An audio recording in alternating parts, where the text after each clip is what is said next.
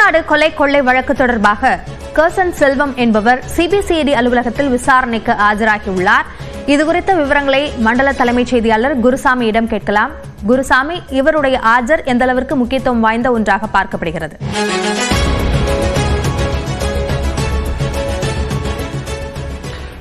அபிநயா, கொடநாடு கொள்ளை வழக்கு விசாரணை தீவிரமடைந்திருக்கிறது. முக்கியமாக வாரத்தில் 2 முதல் 3 நபர்கள் வரை சிபிசிஐடி அலுவலகத்திற்கு அழைக்கப்பட்டு விசாரணையானது நடத்தப்பட்டு வருகிறது. இந்த வரிசையில் தற்பொழுது கோத்தகிரி பகுதியைச் சேர்ந்த கர்சன் செல்வம் என்பவர் தற்பொழுது விசாரணைக்காக அழைக்கப்பட்டிருக்கிறார். தற்பொழுது கோவை PRS வளாகத்தில் இருக்கக்கூடிய சிபிசிஐடி அலுவலகத்திற்கு தற்பொழுது விசாரணைக்கு வந்திருக்கக்கூடிய கர்சன் செல்வத்திடம் தற்பொழுது விசாரணையானது நடத்தப்பட்டுக் கொண்டிருக்கிறது.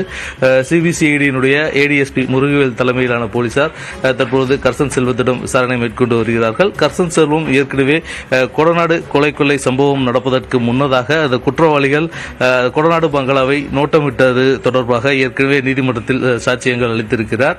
இந்நிலையில் இந்த வழக்கு தொடர்பாக தற்பொழுது அவரிடம் விசாரணை மேற்கொண்டு வரக்கூடிய நிலையில் ஏற்கனவே கொடநாடு எஸ்டேட்டில் வேலை பார்த்து வந்த தினேஷ்குமார் என்பவர் தற்கொலை செய்து கொண்டிருந்தார். இது தொடர்பான தகவல்கள் அவருக்கு தெரியும் என்று சில தகவல்கள் சிபிசிஐடி போலீசாருக்கு கிடைத்திருக்கக்கூடிய அடிப்படையில் தற்பொழுது அது தொடர்பாக விசாரிப்பதற்காக செல்வத்தை தற்பொழுது விசாரணைக்காக சம்மன் அளித்திருந்தார்கள். இதனைத் தொடர்ந்து தற்பொழுது சிபிசிஐடி அலுவலகத்திற்கு கர்சன் செல்வம் தற்பொழுது விசாரணைக்காக ஆஜராகிருக்கக்கூடிய நிலையில் தற்பொழுது விசாரணையானது அவரிடம் துவங்கி நடைபெற்றுக் கொண்டிருக்கிறது.